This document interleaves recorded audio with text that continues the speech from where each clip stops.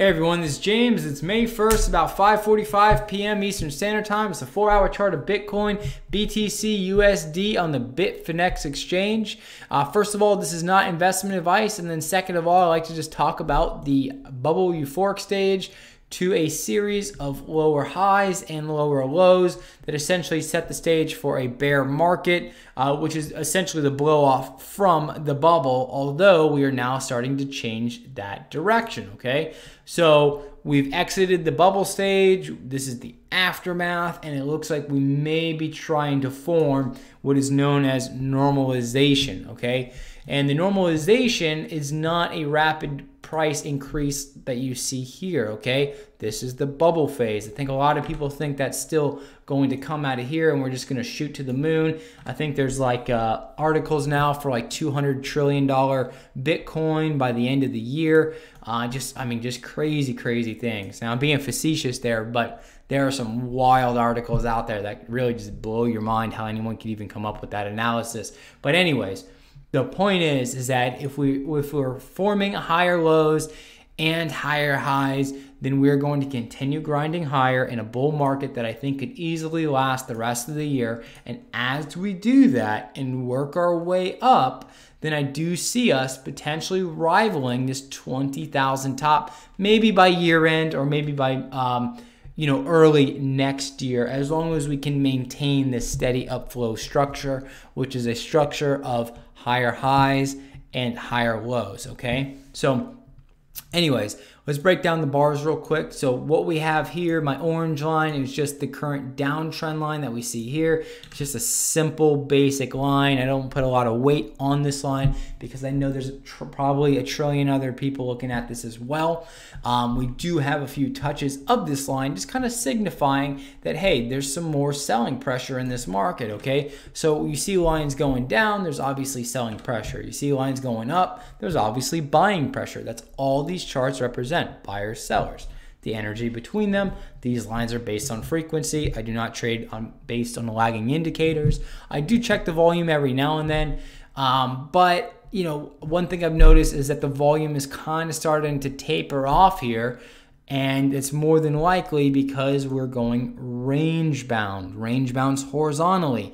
When you have horizontal price movement, your probability is about 50-50. It's like literally going to the casino, pulling the slot machine, and just seeing what the heck happens. And that's kind of what this is right during this period, okay? So if price is able to, I think, build a longer base out this way, I think that'll be positive for price. It's just building that base to capture energy. So as energy is expended, energy has to either recapture it through a corrective move, or it has to capture it during a horizontal consolidation to build that energy before going higher, okay?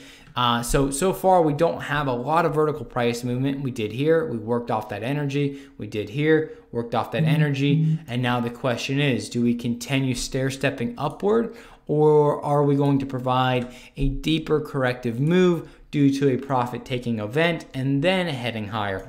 If price is unable to recapture this area of roughly about 91.77, I do see price rolling over downward to provide a deeper corrective move, possibly into the low 8,000 range. From there, I think we would have our high, our low, our higher low, and then obviously you can see what a middle line would do right for that. We would have ourselves an uptrend, a confirmed uptrend, okay? A nice entry into a bull market that I believe could easily last until the end of the year based on how long this market trended down for, okay? We expended a lot of energy this way. Now it's time to get that energy going the other way. So that's my logical explanation for that. You can see the nice subtle slope right here framing everything in. We've only had a few touches on this line as well too. There can't be much weight emphasized on this line, but we can see that we still have a low and a higher low on a major on a macro perspective, I should say. So we won't have that higher high till this area is taken out at roughly 11,700, 11,800.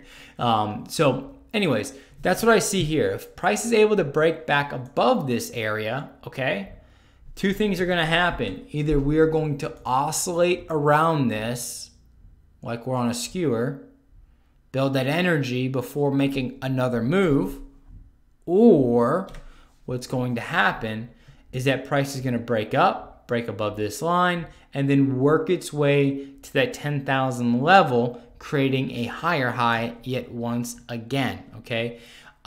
If I do, I don't know, we'll see what happens. I'm going to take it day by day. I'm not going to get crazy and try to make some wild prediction, because we're range bound. And I know from history, and I know from trading for about a decade now, that when you're range bound, you're about 50-50 probability. You're literally at the slot machine, you're going to pull that thing, and whatever happens, happens, and hopefully you're right. So that's basically what you have here. So that's why I don't go to the casinos and gamble, all right? I like to have an edge in my trading, and right now there is no edge. You can clearly see we are horizontal right here, okay? So hopefully I could at least give you that bit of information to deal with. I know it's not really insightful tonight. It's not something that maybe everybody wants to hear, but it's just the reality of the chart, okay? At least based on my analysis. So as of right now, that's everything for tonight. If we do break above those zones, then you do have the numbers. You do know exactly where my expectations lie. I'm just going to be a little wary here, because I think it's kind of setting us up for a horizontal price movement, if not a breakdown due to us being under the support line. So tomorrow's video will be tomorrow evening. I do thank you for your time. I thank you for your support. If you're not a subscriber, I would advise that you subscribe. And if you do like the content, you can like and also share the content too, if you do find it valuable and it can help other people as well out there. So that's the whole reason why I provide these free videos, is just to help people. All right, I'm not here to make a prediction and then be like, oh, I'm right, and stroke my ego. That's not what these are about. These are just educational videos for people in this industry that might be trading. They might not be trading at all. You might just be interested in knowing where the market is potentially headed. And that's the purpose of these videos, okay? If you want trading details, like more hand-holding or, specific figures, different things like that, I do have a subscription service at geometriccharts.com. You can learn more about that there. Basically, I do multiple videos a day on Bitcoin, some of the altcoins, stocks, commodities, and Forex. I talk about my trades. I talk about stop areas, and then different price points as well, too, levels, and etc. But one thing I would suggest is that if you are interested in cryptocurrencies, and I do have a free Slack channel that's available to anybody. And there's over 300 members in there now, people from all over the world, people who share their own analysis, their own charts.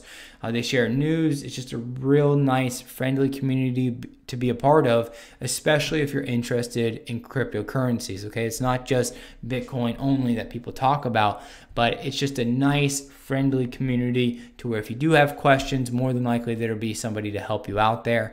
And like I said, it's absolutely free. You can go to my site, geometriccharts.com. At the bottom, I have my links to my social media accounts, and I have my link to the Slack channel that I said, once again, is just absolutely free. It's always going to be free, okay? It's a community that, yeah, I've started it, but I'm really just a part of it. So people have free reign. As long as everybody's friendly, everybody's helping each other, that is all that matters at the end of the day. It's just about having people who are like-minded come together to help each other navigate a market that is very difficult to navigate, okay? Compare this market to other markets. This is the Wild Wild West. There are very little to no regulations on this market, meaning it is like the Forex markets when they first started, before the G5, 6, 7 started coming together to create balance in the Forex industries. You basically had the Wild Wild West. One of the biggest traders of the Forex market was George Soros. And he even wrote a book. I forget the title of the book. I wish I could remember it. But anyways, it's something along the lines of the Wild Wild West and the Forex markets. And they went wild. They went crazy. And then I think about the time G7 was formed, the market started having more regulations. The sovereign wealth, the sovereign nations, the nations started coming together, figuring out that, hey, we need to manipulate our currencies, obviously for trade and etc. But anyways, I don't want to digress onto that. But this market is a very hot, a very unregulated market. So it does get very difficult to always know exactly where it's going to head, because things can happen. You know, you can have collusion between big investors. They can do whatever they want to do, and there's nobody here protecting the small retail traders that are ultimately going to have to bear whatever happens, you know. So in other markets, you know, like gold, for example, when there's known manipulation, when you have collusion between institutions, especially the banks are always getting fined for manipulating gold price. And you know, so you at least have a regulating body doing something, even though it's small. We're talking about $1 million, $10 million fines. I think the biggest one I saw was $100 million. They make that in a day. All right, that's crap. In the commercial markets, you can leverage yourself 1,000 times leverage, and you can do some crazy stuff. But anyways, so you know, it's just, I don't mean to digress so far, but it's just a nice community of people that are there to help each other. So I'd highly advise that you join the Slack community. It's absolutely free to you, okay? But other than that, thank you for your time. Thank you for your support. I'll talk to everybody tomorrow. I hope you have a great day or a great night, depending on where you are in the world. Thank you.